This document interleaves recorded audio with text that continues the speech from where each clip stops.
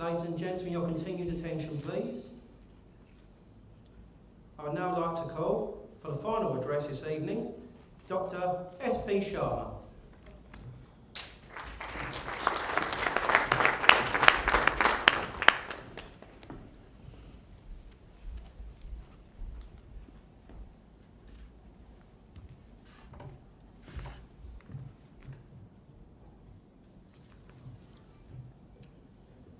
Lord Suraj Paul, Lady Arnaji Paul, Colonel Sandeep Verma, Mr. Ashok Verma,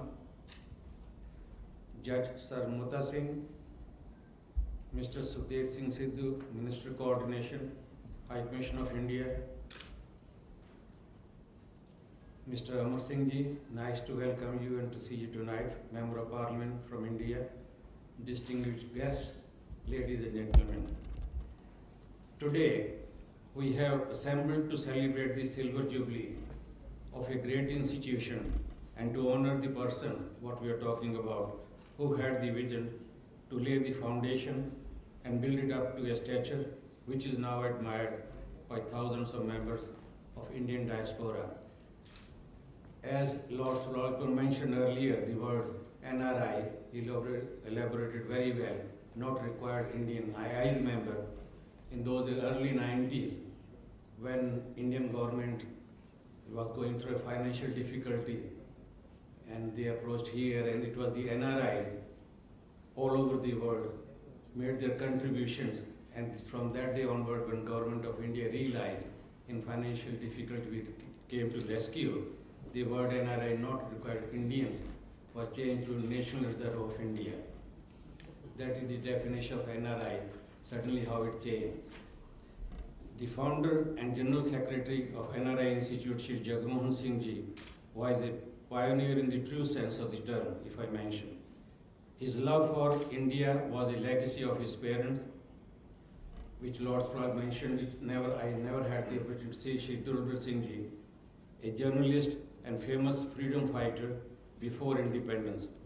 Following in the footsteps of his father, Mr. Jagmohan Singh became a journalist, and using his entrepreneurial skills and the love of his country, he edited for almost a decade. The magazine he started was called Fair Calling. He devoted to trade at the time, promotion, industrial advancement, and economic development. When he saw that highly educated Indians with various skills were migrating to foreign countries, he started thinking of utilizing the expertise of these educated non-resident citizens of India. He knew that this brain drain was going to be costly to India in the long term. He therefore devoted his energies in promoting and honoring important members of the NRI community in Britain and in America. Later on, he spread much more further than that. It was at this time, in July, in 1991, that he met me and invited me to the United States to receive honor from the then Indian ambassador in the United States, Dr. Abid Hussain. My association with him was not like Lord Suraj Paul was privileged. I knew him over 21 years only, but during this time, he left a great impression. This was the beginning of my long association with NRI Institute. To me, the concept looked attractive as the NRI needed a forum which could harness their energies to support India, the land of our motherland. At that time, I accepted the post of the chairman of the UK chapter, and since then, we have not looked back. Our team here has been promoting the cause of NRIs through various functions, seminars, and giving awards to celebrate the achievements of the NRIs, whether they are based in UK or they come elsewhere. Shri Jagmohan Singh Ji also founded NRI Achievers, as mentioned by previous speakers, a magazine to promote the achievements of the NRI all over the world. The magazine also strengthened business relationships and promoted trade between India and Britain. He wrote various books which have become a source book for Indians living abroad. He introduced Shiromani Awards, Mahila Shiromani Awards, Ratna Awards.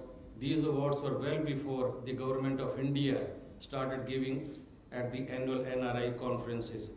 The awards given to NRI as his annual dinner were a great success in celebrating the success of Indian diaspora settled all over the world. I had known him perhaps more than 21 years and always found him a good friend and an advisor. His guidance as and when I was in India proved highly useful to me. He also listened to me with great respect and always gave due regard to my views. He organized various international conferences of Indians and non-resident Indians in India as well as other parts of the world. These honors and celebrations gave due recognition to Indians settled all over the world. In many ways, he was an unofficial, if I call it, roving ambassador of India in international gatherings. He was a diplomat par excellence. He deserved that definition. Even when he faced criticism from his friends and well-wishers, he remained very humble and tried to accommodate the feelings of his friends. He was a good organizer of events and worked tirelessly in promoting India's image at home as well as abroad. I'm sure his son, Mr. Manu Jagmohan Singh, sitting here with us, and what he has organized today, what we see, making all effort, will carry the torch of Institute further to greater heights. He may not have the experience yet on like his late father, but his enthusiasm for the cause and the administration of the work his father has done will enable him to work sincerely and efficiently. In this worthy task, I request you all to join me to congratulate Mr. Manu Jagmohan Singh and his team and his mother.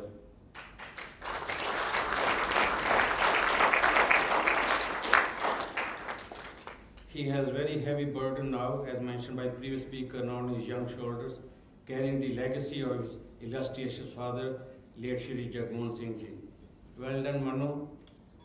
In the true spirit and the tradition of our Indian culture, we appreciate your decision rather than from glamorous business.